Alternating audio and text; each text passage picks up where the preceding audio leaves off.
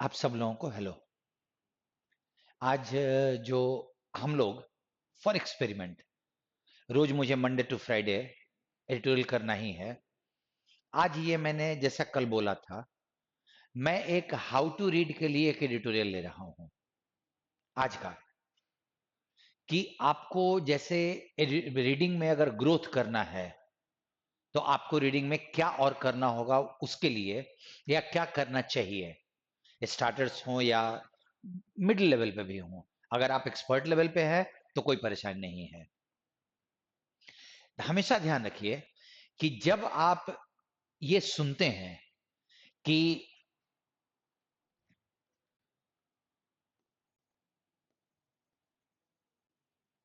Sentence is a meaningful collection of words,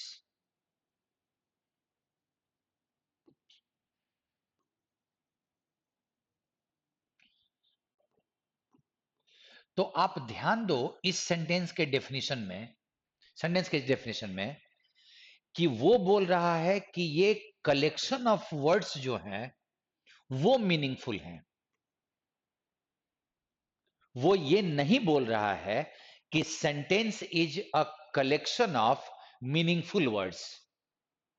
देखो, हमारे practice में एक गलती क्या हो जाती है कि हम जो ओरिजिनल डेफिनेशन दिया हुआ है ना, वो उसको हम समझ नहीं पाते, उसकी आत्मा को। आप अगर शब्दों के मीनिंग के पीछे भाग रहे हो तो आपको ये गाइड हो रहा, ये इस बात से गाइड हो रहे हो कि आपका जो सेंटेंस का मीनिंग है वो शब्दों के मीनिंग से गाइड होगा।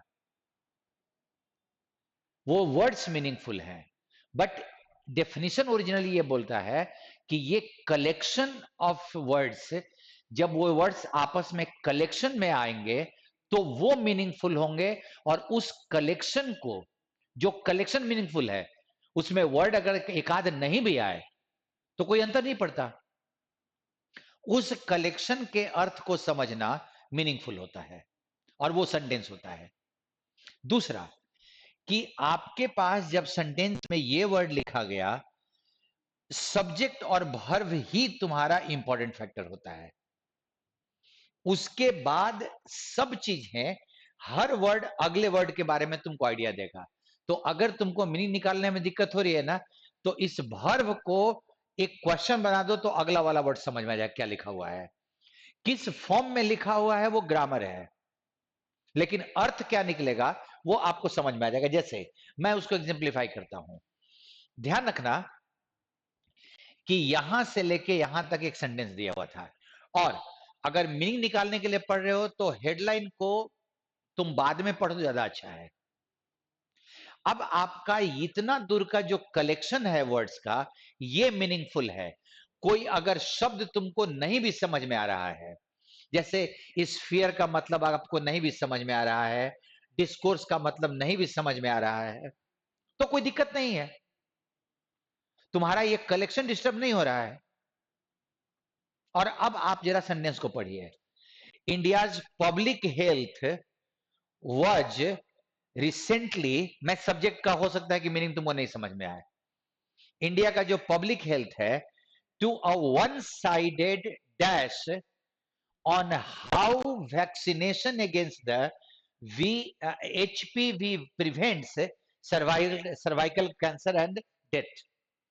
मैंने ये छोड़ा, मैंने सब्जेक्ट छोड़ा, मैंने ये छोड़ा, मैंने डिस्कोर्स छोड़ा, और अब सेंटेंस के अपने भाव को समझने की मैं कोशिश कर रहा हूं कि इंडिया के जो पब्लिक हेल्थ, मतलब कंट्री के जो हेल्थ के पैटर्न होता है, वहां एक वन साइडेड, एक पक्षीय ये हो रहा था। अब आप ये सोचो अपने मन से, क्योंकि डिस्कोर्स का मतलब नहीं जानते हो। रीडिंग इमेजिनेशन का भी इस्तेमाल होता है according to sentence. Imagination, because you can not think of knowing the meaning of each and every word. तुम हर वर्ड के मीनिंग को तुम सोच नहीं सकते हो, और हर वर्ड का मीनिंग तुमको आए ये तुम गारंटी नहीं कर सकते हो। इंडिया में वन साइडेड बात हो रही है कि कैसे वैक्सीनेशन एचपीवी एचपीवी का वैक्सीनेशन जो होगा तो वो सर्वाइकल कैंसर और डेथ को रोकेगा। बस इतना ही तो मीनिंग था। ये गलती कहां होती है इसमें कि हम इन शब्दों को, जो भी शब्द आपके मेजॉरिटी ऑफ द वर्ड्स को लेके फिट नहीं हो रहे हो, आपके लिए अननोन हो, उन शब्दों के अर्थ को आप ड्रॉप करो। हाँ, अगर तुम्हें जरूरत हो रही है तो तुम उसके अर्थ को गेस करने की कोशिश करो। ध्यान रखना, गेस करने की कोशिश करनी है, ना कि उसका मीनिंग कहीं देखना है। और दूसरा कि इमेजिनेशन, सोचने की बात, देखो जिनकी रीडिंग अच्छी है ना, उनको सोचने बहुत अच्छा आता है। They know how to think well. तुम्हारे में वही चीज अभी कम हो रही है जिसके चलते तुम सोचना नहीं, मतलब सोच नहीं पाते हो तुम। आगे देखो, इंटरेस्टिंगली अब हम नहीं भी लें इस वर्ड को तो क्या दिक्कत है भाई, लिखने वाले लिखा, सेंटेंस का मीनिंग नहीं है। इट इज नॉट प्रूवन, ये अभी साबित नहीं हुआ है क्या, that HPV causes cervical cancer. ये अभी साबित नहीं हुआ है कि वो जो वायरस है, एचपी वायरस, वो सर्वाइकल कैंसर करता है। As only a couple of strains out of 200 strains, 200 strains में से, स्ट्रेन का मतलब जानने की जरूरत नहीं है, 200 स्ट्रेन में से सिर्फ एक कपल, एक दो, दैट इन्फेक्ट ह्यूमंस, जो ह्यूमन को इन्फेक्शन देते हैं, are somehow associated with pre cancer. हमको लेजियन का मतलब नहीं समझना, ये मेडिकल टर्म दिया हुआ है। 200 में से एक आधी स्ट्रेन ह्यूमन से रिलेटेड है, कैंसर से रिलेटेड है उसमें से, ये आराम समझ में आ रहा है। Most of the women who die of cervical cancer, और अधिकतर औरतें जो मरती हैं इनसे, आर एचपी वायरस पॉजिटिव, उनमें एचपी वायरस पाया जाता है। But most of the men and women who are HPV virus positive do not get virus induced cancer, वो वायरस का कैंसर उनको नहीं होता। इंड्यूस मैंने छोड़ दिया, let alone die due to it, मरने की बात तो छोड़ दीजिए, उनको वायरस से कैंसर नहीं होता। आगे देखो, the population based cancer registry नाम दिया हुआ है पीबीसीआर of India and the international agency for research on cancer IARC, ये दोनों ऑर्गेनाइजेशन ने have acknowledge the declining trend of cervical cancer. Cervical cancer का ट्रेंड डिक्लाइन कर रहा है।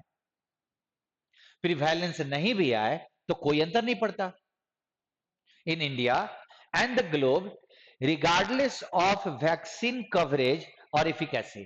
छोड़ देते हैं नहीं आता है तो। हमको सेंटेंस का मीनिंग ये है कि उसका जो कैंसर का जो ट्रेंड है वो धीरे धीरे कम हो रहा है, सर्वाइकल कैंसर का। Therefore the timing of the over jealous push for universal vaccine, इसीलिए ये टाइमिंग कि हम पुश कर रहे हैं, हम दबाव डाल रहे हैं यूनिवर्सल वैक्सीनेशन का, कि सबको वैक्सीनेशन लगे, of girls against HP virus, does serious injustice to major justifiable.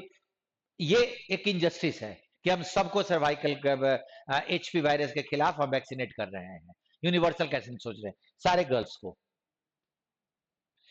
जरा आप ध्यान दीजिए कि आपके पास सेंटेंस में शब्दों का मीनिंग देखो, जो पढ़ना जानते हैं ना, वो शब्दों को, अननोन वर्ड्स को हैंडल करना, अगर हैंडल नहीं हो सकता छोड़ना, और एजम्पशन, अनुमान लगाना कि सेंटेंस का मीनिंग कैसा हो रहा है, जरूरी के शब्द पकड़ना, जरूरी के शब्द पकड़ना। अगर आपको अनुभव नहीं होगा तो आप अननोन वर्ड्स को पकड़ोगे और दिमाग में बात आएगी कि इसका मीनिंग क्या होता है।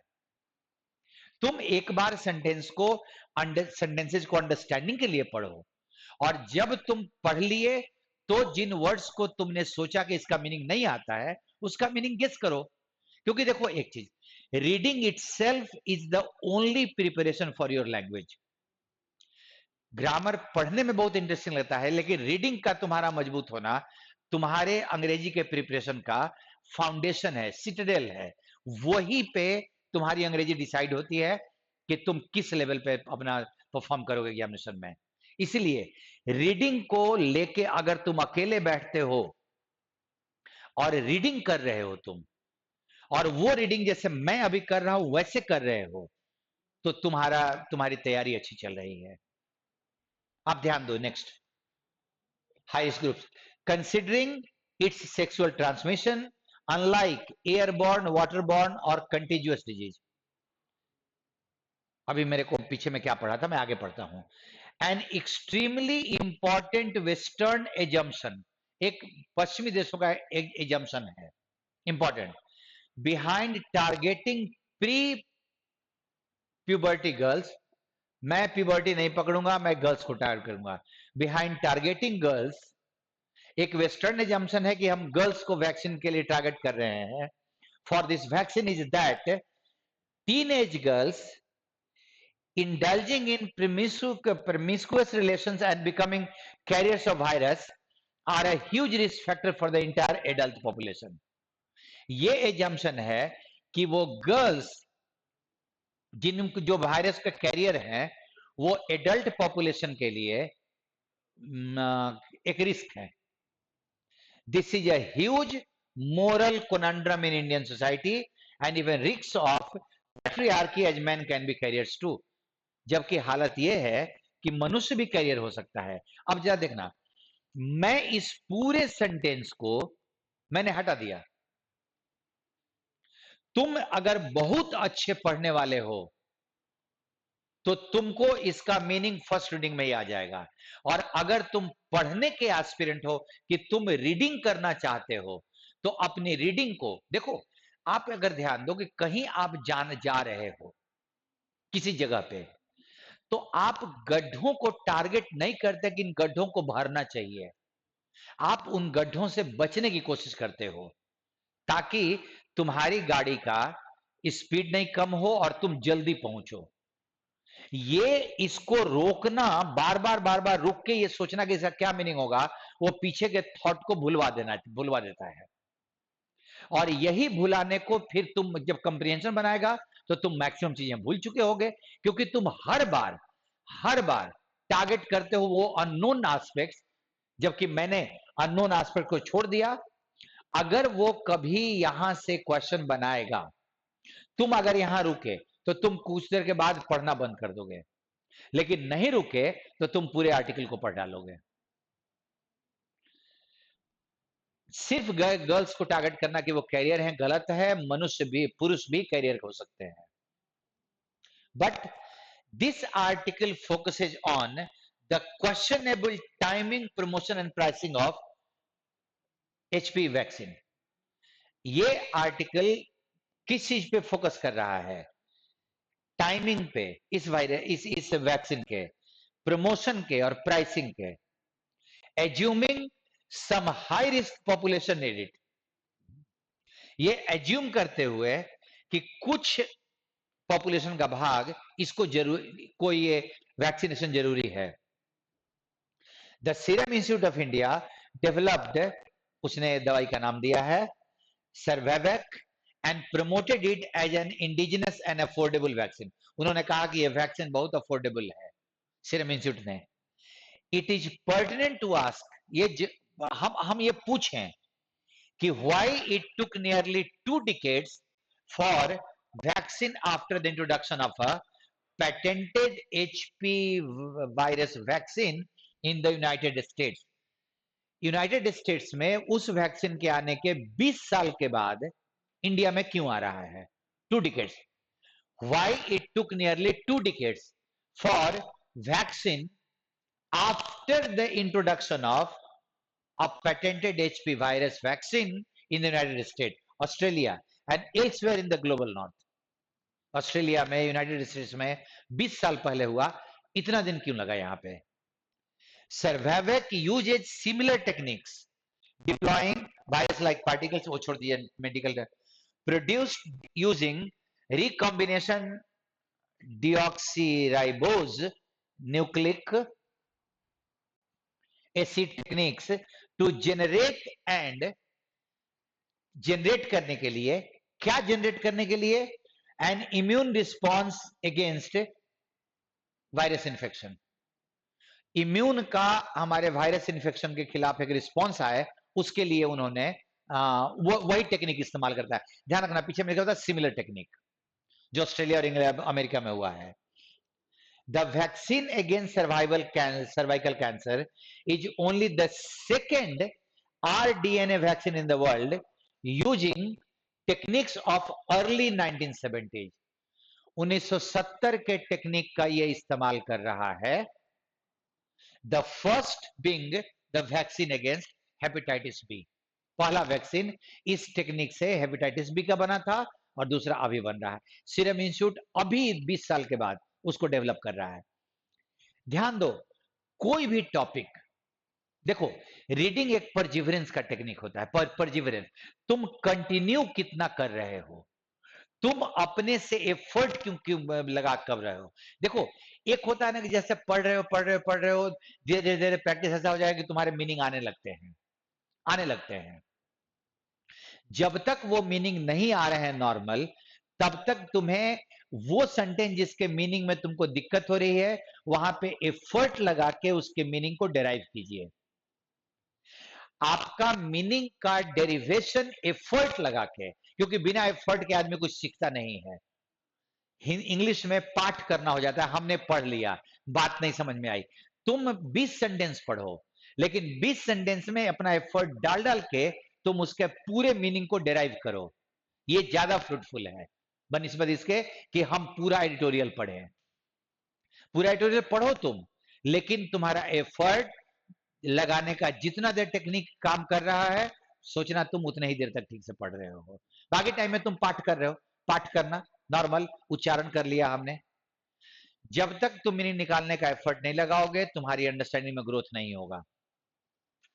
मैंने आज रीडिंग का एक एस्पेक्ट डील किया, मैंने वर्ड मीनिंग नहीं किया था। हम मैं उसको कल से फिर से शुरू करूंगा, अपना नॉर्मल तरीका हम लोग कल से अपना रखेंगे।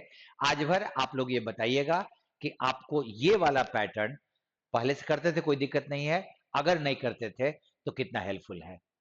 हम लोग कल फिर एक नए ट्यूटोरियल के साथ मिलते हैं। थैंक यू आप लोगों को। So nice of you.